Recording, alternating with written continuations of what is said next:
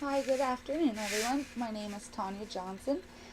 Today is January 18th of 2013, and I'm here to talk to everyone about gun control in America.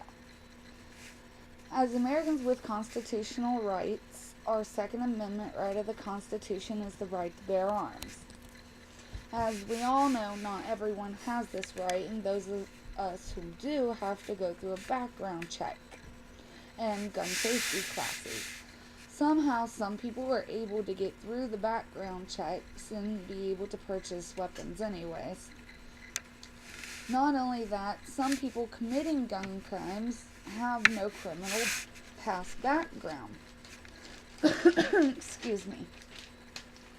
I chose to talk to you about this because I feel there isn't enough being done, and so do some other people, like former U.S. Representative Gabrielle Giffords and her husband Mark Kelly. Gabrielle Giffords was one of the victims in the Tucson, Arizona shooting. There was 6 people who were killed and many others who were also injured. On January 17th of this year, 2013, I was reading the Columbus Dispatch when I come across an article in section A1 and continuing and ending on section A4 titled, I quote from A1, "A Push for Gun Control Before the Horror Fades," by Julia Pace.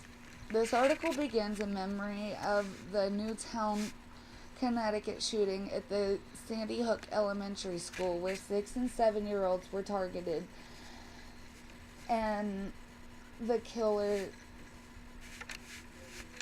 I was told, was dead at the scene because he killed himself, so that there wasn't anything that anybody could do to have justice out of this. There was also a teacher who died at the Sandy Hook Elementary School shooting trying to save her students using her own body as a shield. Who is responsible for this? As I have found in the Columbus Dispatch, in A4 paragraph 2, the White House, the NRA, and the gun lobby are responsible to take care of these things and to keep Americans safe. Since Obama has been in office, there has not been much done about the national gun violence. There is a little bit that's been done, but not enough.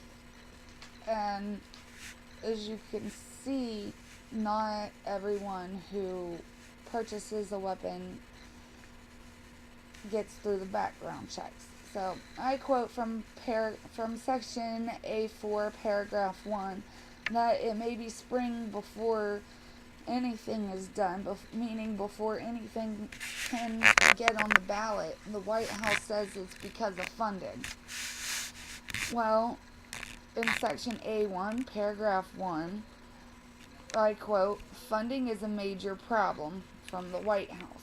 With Gabrielle being a victim of the Tucson, Arizona shooting, she and her husband have come up with a solution to this problem. And the solution is to fund the fight against gun crimes. They've started an organization called Americans for Responsible Solutions Initiative, and say that this organization will help raise money for the greater gun control efforts to balance the influence of the gun lobby, which means we may get something on the ballot before spring. But if the funds don't come up, then it could be spring, maybe even later, before we see anything done about this. There's so much, you turn on the news and you see so many people being killed, and a lot of times it's kids. I was just looking a few days ago, and a 15-year-old was shot by 2 of his classmates. There are so many people who are irresponsible with these deadly weapons that claim so many innocent lives every day. As I was reading the dispatch, I caught a glimpse of the Channel 10 news at 11 o'clock. I seen a man on East Whittier Street who was riding his bicycle down the street and was shot in the face. From his 911 call, he said that they shot me in the face and I don't know why. Now, the East Whittier Street is on Columbus' southeast side. He was thankfully still able to make the call, and he lived through that. Right after that, there was a story where a young man was gunned down at the OSU Wexler Center on campus, and he lost his life to someone who was careless.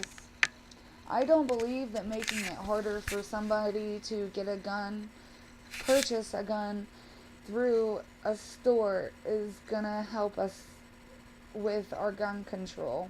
Most people purchase their guns from the streets. A lot of times the guns and the drugs go together. Guns, drugs, and gangs. With tonight, this afternoon, I would like to end this with, let's just think twice before we take an innocent life. Think, because going to prison or spending your rest of your life in prison is not worth this. And I would like to thank Angela Pace, the writer of the article, A Push for Gun Control Before the Horror Fades, and the Columbus Dispatch, and the Channel 10 News. And myself, I have to say, I have lost 2 people due to the guns. When I was 16, a friend of mine was 15, and he was playing Russian roulette with his foster father. And he didn't want to pull the trigger, and his foster father pulled the trigger and shot him between the eyes, and he lost his life at 15. Thank you, and have a good evening.